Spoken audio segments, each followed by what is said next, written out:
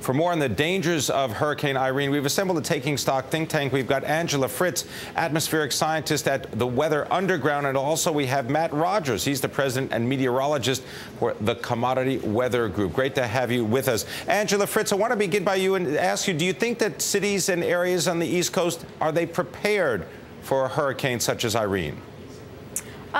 Yes and no. You know, the evacuations in New York might seem overly cautious, but I think that it's a good cautious.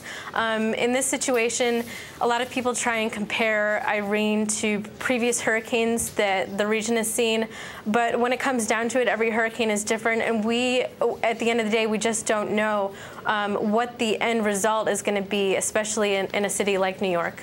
Matt Rogers, do a little science for us. How do hurricanes occur? How do they build into such strength? Oh, they're just good evening. They're a very unique combination of very warm waters in the tropical Atlantic, give these storms just tremendous power. And as they lift up into the mid-latitudes, they just deliver a lot of power to, unfortunately, the United States way too many times. Back to Angela's point, too, we haven't had a U.S. landfall since 2008, so it has been 3 years since a hurricane has made landfall in the U.S., so it's been a little while. Angela, what is typically the most costly after effect of a hurricane? I mean, is it electrical outages? Is it resulting from flooding? What is it that causes the most turmoil after the hurricane has passed? Sure. Actually, the number one coster in a hurricane is flooding, and this is a combined issue: surge and freshwater flooding.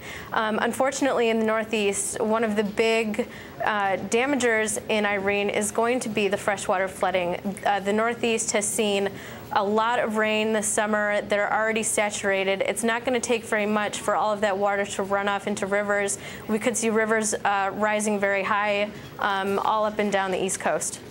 All right, Matt Rogers, give us your impression of, is there anything that the cities and locations in the Northeast should be doing that they're not doing? No, I think they're getting as prepared as they can be, but I agree with everything that's being said here. We definitely need to take this seriously. There's going to be a lot of water involved. The storm has weakened today. That's been good news, but it's a very large system. There's a lot of rain associated with it, and a lot of winds are going to be pushing a lot of water inland. So a lot of flooding concerns for sure. All right, we're looking at Hurricane Irene, and where is the storm expected to take its largest toll? Our Taking Stock think tank today includes Angela Fritz, atmospheric scientist at the Weather Underground. We also have Matt Rogers. He's president and meteorologist at the Commodity Weather Group. Matt Rogers, tell us about this idea that there are bands within the hurricane and what that means, because people are going to try to figure out when this gets close and what it means for their own particular situation. Yeah, you'll see that on the radar as the hurricane approaches the Northeast, the Mid-Atlantic. You'll see these convective bands. The hurricane basically spirals, and you have these bands that rotate around the center of the storm, around the eye of the storm. And what will happen is when you get a convective band through your area, you'll see a lot of really heavy winds and heavy rains, and it'll relax a little bit, and then it'll pick up again when the next band rolls through. So it's kind of a back and forth sort of situation. We're looking at an extended period of heavy winds and bands moving through, I guess, the Mid-Atlantic and Northeast this weekend. Angela Fritz, the idea that, much of the real estate in the Northeast, particularly the urban real estate, is characterized by high-rise, by skyscrapers. Are they built to withstand these kinds of atmospheric conditions? That's a good question. I think that there have been some press releases telling people above the 10th floor that they should probably get to a lower floor, and I think this is a good idea. I wouldn't hedge my bets that these buildings have been truly built to withstand hurricane conditions, and their biggest threat, I think, is debris that's being tossed around by winds, and a lot of these skyscrapers are made entirely of glass, especially the new ones, and I think that those are the biggest risk.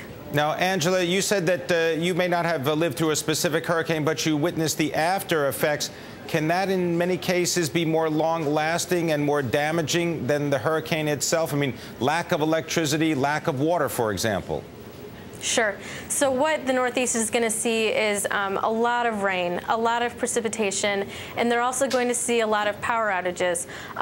The flooding could be costly. The power outages You know, the Northeast is kind of familiar with this, right? You have nor'easters every year. Winter storms come through and knock out power lines for days at a time. I think that they're prepared for that, but we could be looking at maybe 48 to 36 hours worth of power outages in localized areas. Matt Rogers, you're joining us from Washington, D.C. What precautions has the metropolitan region already taken? Well, we're under a tropical storm warning here. We're going to be on the outer edge of the storm, so we're getting ready for sure, but definitely a lot more concern to our neighbors to the east over the Delmarva. Some of the ocean resorts are being mandatorily evacuated, so a lot more is going on toward the coast than over here in Washington, D.C. and Baltimore. But certainly, the last few winters we've seen a lot of utility disruptions as well. We call that, in my business, demand destruction, which is a big issue for utilities and power prices, which were really suppressed this week due to the oncoming hurricane. Well, Matt, do you think that there's going to be any lasting economic effect? Because, of course, when hurricanes strike the Gulf Coast, we always look at refining capacity. What is it in the Northeast that you're looking at? And last weekend it looked like Irene may have made a run for the Gulf too. So it made a big track change earlier this week. Yeah, in the Gulf it's a production problem, so that's very bullish for the energy markets. But in the Northeast it's bearish for the energy markets because you're going to suppress so much demand. As Angela mentioned, it's going to be extended periods of power outages. So local traded power prices have been really dropping due to the expected loss in demand. Angela, particularly if people are looking to be prepared, we think of things like, batteries and water. Is there anything that you would think of in terms of stocking up on fuel for portable generators? What could keep a city or a locality alive for as long as the power is out? Sure. I think generators are always a good idea. That's something that the Northeast doesn't necessarily have a lot of stock of, I think, if you compare it to the Southeast, which is much more prepared for hurricanes like this. Batteries, of course, batteries that can power your weather radio, that's always going to be good to stay up to the minute on all of the latest information on the hurricane, especially if the power goes out. Matt, what about things like if the electricity does go out or if you do have intermittent power, the ability even to access money or make transactions using credit cards? No electricity, no finance. I know. A lot of the recommendations I'm seeing out there is just to, get some money out of the ATM. They're not going to be working after the storm in a lot of cases, so definitely good to get some cash. You won't be able to make a lot of electronic transactions early in the week. So. What about in trading and commodity markets, Matt? Do you think that that's going to run smooth on Monday? Yeah, it's going to be really interesting because, as your person said earlier, lower Manhattan, it only takes a Category 1 hurricane due to some of these slosh models we've looked at to bring water into lower Manhattan. So there may be some issues for the New York Stock Exchange on Monday morning with a lot of water in that area. A lot of commodities, of course, are traded over in the Chicago Mercantile Exchange too, and of course they'll be fine. But it'll be interesting to see how lower Manhattan fares on Sunday. Angela, hurricanes usually produce long-lasting economic results, thinking about the hurricane in Katrina, for example. Sure, absolutely. And something else to note is that, we've already had 9 multi-billion-dollar weather disasters this year, the most recent of which is the Missouri River flooding, which continues to this day. And so I'm confident, and you're confident, that Hurricane Irene is going to be our 10th, which will be a record for the number of billion-dollar disasters seen in 1 year. All right, I want to thank you both very much. Angela Fritz joining us from San Francisco, Matt Rogers joining us from Washington, D.C. on Hurricane Irene.